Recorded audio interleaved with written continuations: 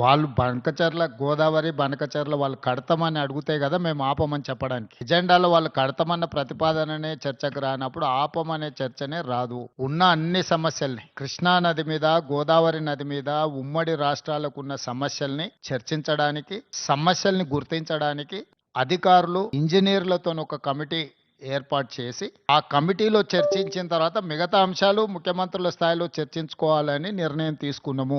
ఇందాక నేను చెప్పిన కదా, దొంగతనం చేయడం మళ్ళీ దొరికిపోవడం ఈయన స్పెషాలిటీ. 48 గంటల ముందు డైలాగులు కొట్టిండు, నేను రానే రాను. ఆంధ్ర వాళ్ళు మీటింగ్ పెట్టినారు, ఆంధ్ర ప్రభుత్వం వాళ్ళ చేతుల్లోనే కేంద్ర ప్రభుత్వం కూడా ఉంది. మరి నేను రాను, చంద్రబాబు పిలిచిన బనకచర్ల గురించి అయితే నేను రాను అని డైలాగులు కొట్టినాడు, లీకులు ఇచ్చినాడు. లీకు వీరుడు ఇచ్చిన తర్వాత 24 గంటల్లో ఏం మారిందో తెలియదు. 24 గంటల్లో ఏం జరిగిందో తెలియదు. సకామని ఢిల్లీలో తేలిన తర్వాత స్పష్టంగా దొరికిపోయినాడు.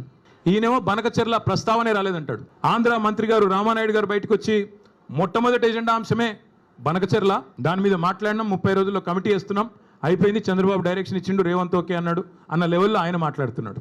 దొరికిపోయిండు దొంగ. తెలంగాణ ప్రయోజనాలను, గోదావరి జలాలను పూర్తి స్థాయిలో చంద్రబాబు గారికి తాకట్టు పెట్టినాడు అని దొరికిపోగానే మళ్ళీ డైవర్షన్ స్టార్ట్. కొన్ని రోజులు ట్యాపింగు, కొన్ని రోజులు కాళేశ్వరం, కొన్ని రోజులు ఫార్ములా, ఇంకొన్ని రోజులు డ్రగ్స్, మన్ను మశానం వాడి బొంద తప్ప ప్రజలకు పనికొచ్చే ఒక్క మాట